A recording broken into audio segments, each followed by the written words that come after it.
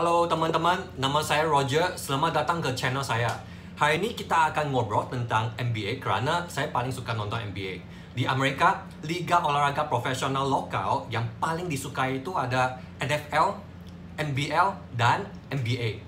Dan sejauh ini, hanya NBA menjadi liga profesional yang paling inovatif di Amerika dan berhasil membawa namanya ke seluruh dunia. Dulu NBA nggak sebagus kayak sekarang. Pada tahun 1970-an, image NBA itu jelek. Banyak pemain itu main alkohol dan narkoba. Penontonnya sedikit. Semua ini mulai berubah apabila David Stern gabung ke NBA sebagai komisaris. Dulu dia cuma pengacara yang pegang urusan hukum NBA. Tahun yang dia baru menjabat sebagai komisaris NBA, juga tahun yang sama Michael Jordan baru bergabung dengan Chicago Bulls.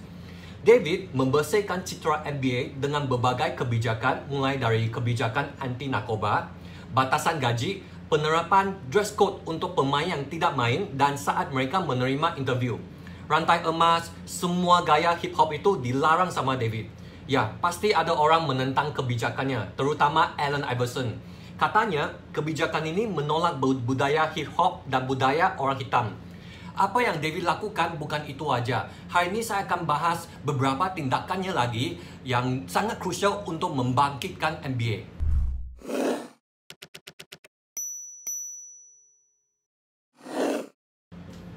Dulu NBA kan jarang dikenal oleh penonton Amerika dan penonton dari luar negara.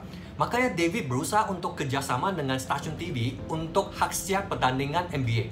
Hak siar itu pendapatan yang paling penting untuk NBA. Kayak di Amerika, NBA sudah kerjasama dengan ESPN dan TNT secara eksklusif. Sekarang kita pikir jual hak siar televisi itu gampang. Tapi dulu, David promosi NBA itu susah sekali. Karena NBA itu nggak ada banyak penonton. Apalagi waktu 80-90-an, stasiun TV yang kontrol konten hiburan masyarakat dan nilai pertandingan NBA itu tidak menarik untuk mereka. Kerana penontonnya dikit dan nanti ngaruhnya ke penghasilan dari iklan. Tapi David berhasil bekerja sama dengan stasiun TV di pasar asing terutama China. Sehingga sekarang China mempunyai fans NBA yang paling banyak di luar Amerika. Selain China, sekarang sudah ada 200 negara sudah beli hak siaran sama NBA. Jadi, dengan hak siaran aja, NBA sudah mendapat penghasilan yang ratus triliunan. Kalau di Indo, MTech sudah kerjasama resmi dengan NBA.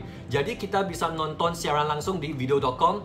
Selain hak siar, NBA juga dapat penghasilan dari penjualan tiket pertandingan dan merchandise sama biaya sponsor.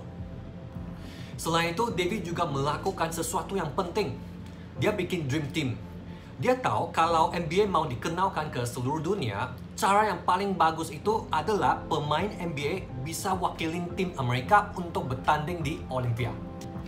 Sebelumnya, pemain NBA nggak bisa main di Olympia. Itu peraturan dari FIBA. Yang bisa wakilin tim Amerika itu cuma anak kuliah, anak college. Ada orang bilang, David yang lobbyin FIBA untuk merubah peraturan tersebut. Ini kita nggak tahu benar nggak ya.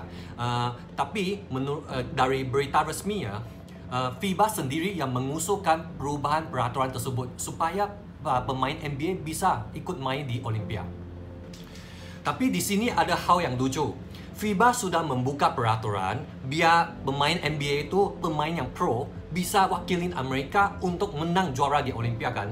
Seharusnya tim negara Amerika bisa syukur dong, senang dong. Tapi kocak gak? Mereka sendiri yang menentang kebijakannya. Kerana mereka merasa kalau pemain pro ini masuk ke tim Amerika, anak kuliah itu gak ada kesempatan lagi untuk bertanding di pertandingan yang skala dunia.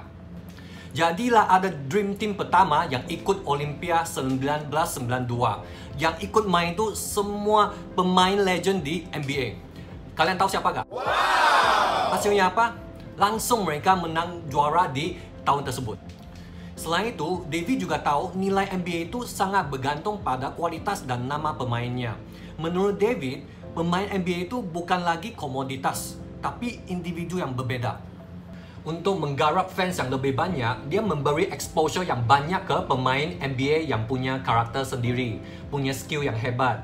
Waktu itulah pemain NBA mulai kerjasama dengan perusahaan sneakers seperti Converse, Nike, dan Adidas. Kolaborasi yang paling sukses itu kalian udah pasti tahu. Dan kamu kalau pernah main basket, kamu pasti udah pernah beli sneakers ini. Air Jordan. Kolaborasi antara Michael Jordan sama Nike. Dengan kolaborasi ini, Nike langsung naik dan menjadi perusahaan sneakers yang top 1 di dunia. Satu contoh lagi ya, LeBron James dengan exposure dan iklan aja sudah mengantongin 50 juta USD dalam 1 tahun. Itu aja belum termasuk gajinya. Selain itu, David juga mendorong pemain NBA peduli dengan komunitas dan fans. Makanya, kalau pemain itu lagi off-season, mereka sering keliling, entah buat basketball training camp atau buat kegiatan sosial untuk membawa awareness dan branding untuk NBA. Bisa saya bilang, NBA yang kita kenal sekarang sudah melewat transformasi yang signifikan di bawah pimpinan David Stern selama 30 tahun. Dan tahun ini, tahun 2020, NBA mengalami 2 berita yang sangat sedih. Tanggal 1 Januari, David Stern meninggal dunia kerana menderita pendarahan otak. Dan 25 hari kemudian, Kobe Bryant juga meninggal dunia dalam kecelakaan helikopter. 2 sosok legend NBA meninggalkan kita di bulan yang sama. Pencapaian yang mereka ciptakan sudah merubah industri basket dunia. Dan semangat mereka itu sudah menginspirasikan banyak orang untuk main basket dan mengenal lebih banyak tentang NBA. Sharing saya sampai sini hari ini. Teman-teman kalau suka video ini bisa share dan like videonya. Kita ketemu lagi di next video. Bye-bye.